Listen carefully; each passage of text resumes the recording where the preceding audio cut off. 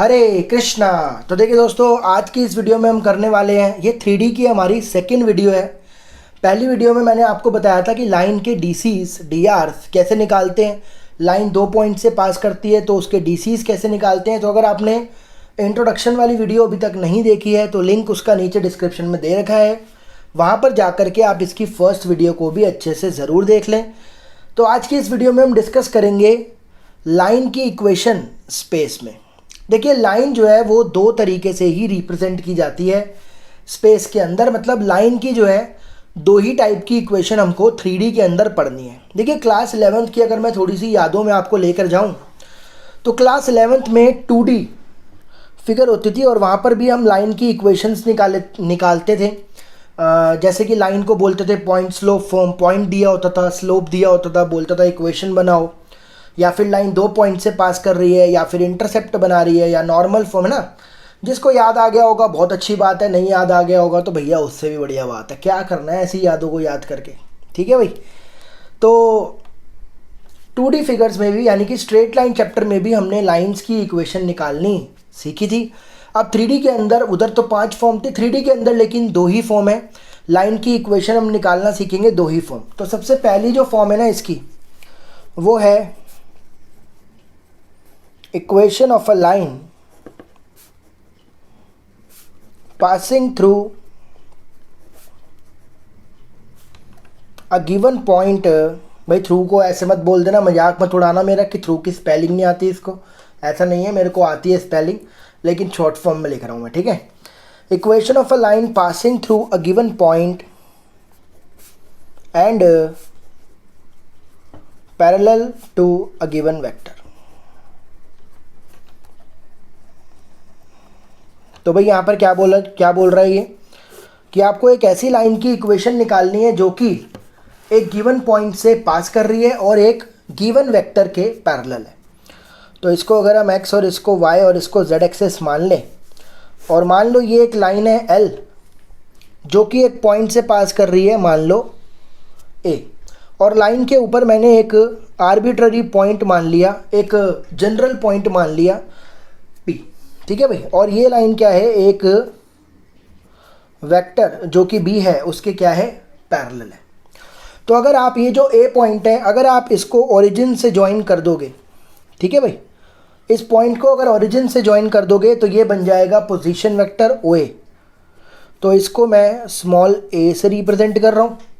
और अगर आप P को O से ज्वाइन कर दोगे तो ये भी एक पोजीशन वेक्टर बन जाएगा, इसको मैं लिख रहा हूँ R वेक्टर, ठीक है ना। तो यहाँ पे आपको अंग्रेजी में लिखकर बता रहा हूँ, let A vector be the position vector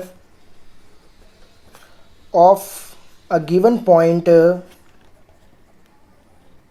जो कि A है। Let A be the position vector of a given point A with respect to the origin, क्योंकि पोजीशन वेक्टर हमेशा ओरिजिन के रिस्पेक्ट में होता है, with respect to the origin. और यहाँ पे क्या है, L be a given line that L be a given line that passes through a given point A, passes through a given point A and parallel to a given vector B, parallel to a given vector B। और यहाँ पर R vector क्या है, late R vector be the position vector of an arbitrary point lying on a line।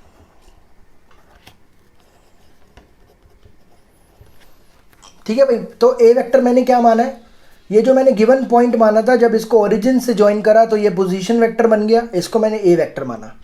Line पर एक general point माना P, उसको भी जब ओरिजिन से ज्वाइन करा तो R वेक्टर एक आर्बिट्ररी पॉइंट का पोजीशन वेक्टर है। और B वेक्टर क्या है, यहाँ पर पैरेलल वेक्टर जिसके लाइन क्या है, पैरेलल है, ठीक है भाई। अब यहाँ पर आपको दिख रहा होगा कि ये जो AP वेक्टर है, A टू P वेक्टर जो है ये बी वेक्टर के पैरेलल है ना, यहाँ पर ये जो ए पी वेक्टर है ये पैरेलल है बी वेक्टर के। तो आप ज़रा वेक्टर अलजेब्रा पर आ जाओ। जब भी दो वेक्टर पैरेलल होते थे तो उन वेक्टर्स को क्या बोलते थे? Collinear vector. ठीक है भाई, अगर दो वेक्टर पैरेलल होते हैं तो इनको क्या बोलते हैं? Collinear vector. और कोलिनियर वेक्टर की कंडीशन क्या होती है? एक वेक्टर दूसरे का लैम्डा टाइम्स होता है, क्योंकि ये कोलिनियर वेक्टर है। जब भी वेक्टर एक दूसरे के पैरेलल होंगे तो एक वेक्टर क्या होगा? दूसरे का कुछ टाइम्स होता है, 2 टाइम 3 टाइम 4 टाइम, हमें नहीं पता। लेकिन जब भी दो वेक्टर पैरेलल होते हैं तो एक वेक्टर क्या होगा? दूसरे का लैम्डा टाइम्स। अब अगर आपको एपी वेक्टर में निकालना बताऊं, एपी वेक्टर कैसे निकालते हैं? अगर एपी वेक्टर की बात करें तो ये आपको पता ही होगा, जब हम ए टू पी जा रहे हैं तो जो टर्मिनल पॉइंट है उसको पहले लिखा जाता है और जो इनिशियल पॉइंट है उसको बाद में लिखा जाता है। जैसे ए टू पी गए ना, अब तो पी पहले आएगा और ए बाद में आएगा। अब ओपी वेक्टर क्या है? ये पोजीशन वेक्टर है ओपी वेक्टर, उसको क्या माना गया है? आर, और ओ ए को क्या माना गया है? ए। तो यानी कि एपी वेक्टर क्या हो गया? R minus A vector. ठीक है भाई, एपी वेक्टर क्या हो गया? R minus A vector. अब यहाँ पर आ जाओ, एपी वेक्टर क्या था? एपी वेक्टर क्या है? Lambda times of B vector. तो यहाँ पर हम पुट करेंगे, अब एपी वेक्टर क्या है? Lambda times of B vector. AP vector is equals to है lambda times of B vector. AP आया मेरा R minus A is equals to lambda B. A को अगर मैं उधर ले जाऊँ तो आर वेक्टर क्या हो गया? A vector plus lambda B vector. तो ये होती है vector form of a line. देखिए, अब आपको जो है दो तरीके की फॉर्म पढ़नी है, एक वेक्टर फॉर्म और एक कार्टेशियन फॉर्म। अब मैं आपको बताता हूँ derivation of Cartesian form from vector form. तो हमें क्या करना है? वेक्टर फॉर्म से कार्टेशियन फॉर्म की डेरिवेशन बनानी है। तो ये याद रखना, ये उस लाइन की वेक्टर इक्वेशन है, ये उस लाइन की वेक्टर इक्वेशन है जो कि एक गिवन पॉइंट से पास कर रहा है जिसको ए वेक्टर माना गया है, और एक गिवन वेक्टर के पैरेलल है जिसको बी वेक्टर माना गया है। ठीक है कि नहीं? तो यहाँ पर अब हम बना रहे हैं कार्टेशियन इक्वेशन वेक्टर फॉर्म से। यहाँ पर आर वेक्टर जो कि एक आर्बिट्ररी पॉइंट है, एक जनरल पॉइंट है, तो उसको क्या लिखेंगे? एक्स आई प्लस वाई जे जेड के। और यहाँ पर ए वेक्टर जो कि गिवन पॉइंट है तो उसको क्या मान लेते हैं? एक्स वन आई वाई वन जे और जेड वन के। और बी वेक्टर जो कि पैरेलल है उसको मान लेते हैं ए आई बी जे और सी के। इन तीनों को इस पर पुट करो। आर वेक्टर की जगह पुट करो एक्स आई वाई जे जेड के। ए वेक्टर की जगह पर पुट करो एक्स वन आई वाई वन जे और जेड वन के।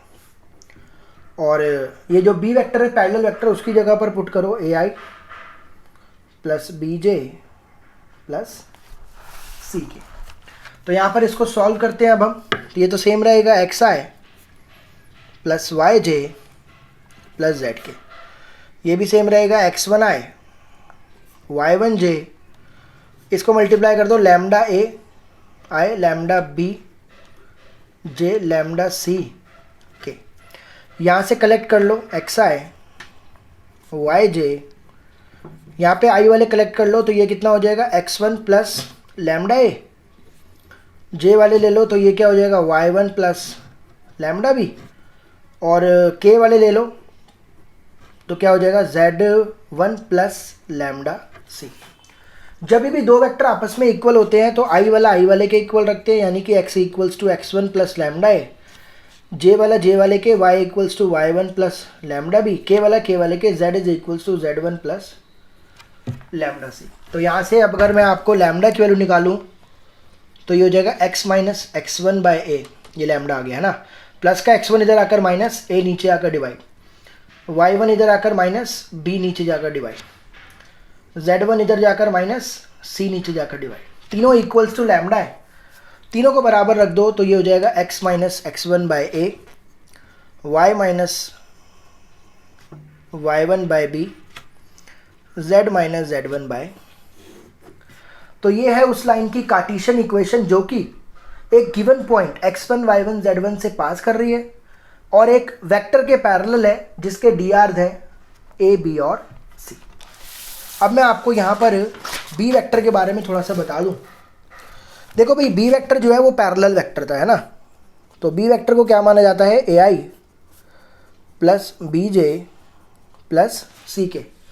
यहाँ पर a b c are called drs of a line. भाई ये जो पैरेलल वेक्टर ना, इसमें जो ijk के साथ लिखा होगा उसको बोलते हैं drs ऑफ अ लाइन। याद रखना, जिस लाइन की आप इक्वेशन निकाल रहे हो ये इसी के drs है। बात समझ में आ रही है भाई। भले ही ये इसके पैरेलल है, पैरेलल केस में हमेशा drs क्या होते हैं, इक्वल होते हैं। तो जो इस वेक्टर में जो ijk के साथ लिखा होगा वही होंगे इस लाइन के drs। और आपको उल्टा भी याद रखना है, अगर आपको लाइन के drs दे रखे हैं, ठीक है ना, मान लो आपको abc दे रखे हैं, तो b वेक्टर क्या होगा, ai plus bj plus ck। बात समझ में आ रही है आपको। जो पैरेलल वेक्टर दिया हुआ है उसमें जो ijk के साथ लिखा होगा वो होंगे इस लाइन के drs। इसके भी होंगे, इसके भी होंगे, ठीक है। और अगर आपको लाइन के drs दे रखे हैं तो वो होंगे b वेक्टर। उससे आप वेक्टर बना सकते हो ai plus bj plus ck। अब मैं आपको एक इसका सिंपल सा क्वेश्चन करके बताता हूँ, लेकिन इसमें एक पहले कंक्लूजन लिख दूँ एक, ताकि आपको बिल्कुल बहुत ही बढ़िया तरीके से समझ में आ जाए। तो ये उस लाइन की इक्वेशन है जो कि एक पॉइंट से पास कर रही है और एक वेक्टर के क्या है, पैरेलल। उसकी वेक्टर इक्वेशन क्या होती है, R vector A vector plus lambda B vector. और जो इसकी कार्टेशियन फॉर्म है, जो कार्टेशियन फॉर्म है वो क्या होती है, x minus x1 by A, y minus y1 by B, z minus z1 by C. तो ये उसकी वेक्टर फॉर्म है और ये कार्टेशियन इक्वेशन है। x1 y1 z1 कौन है, passing point, A B C क्या है, लाइन के dr, ठीक है ना। और ए वेक्टर क्या है, जो पॉइंट आपको गिवन है उसका पोजीशन वेक्टर, आर वेक्टर क्या है, जनरल पॉइंट का पोजीशन वेक्टर, और बी वेक्टर क्या है, पैरेलल। अब जैसे इसको एक एग्जांपल से समझ लो, जैसे एग्जांपल नंबर 6 है। एग्जांपल 6 में क्या हो रहा है, इसमें है find the vector and Cartesian equation of the line through the point 5 2 minus 4। यानी कि आपको एक लाइन जो कि पास कर रही है, यानी कि जो पासिंग पॉइंट है वो है 5 2 minus 4, 5 2 minus 4, and which is parallel to the vector. यानी ये बी वेक्टर दे रखा है 3i 2j माइनस 8 के। बी वेक्टर क्या है, 3i 2j माइनस 8 के, ठीक है भाई।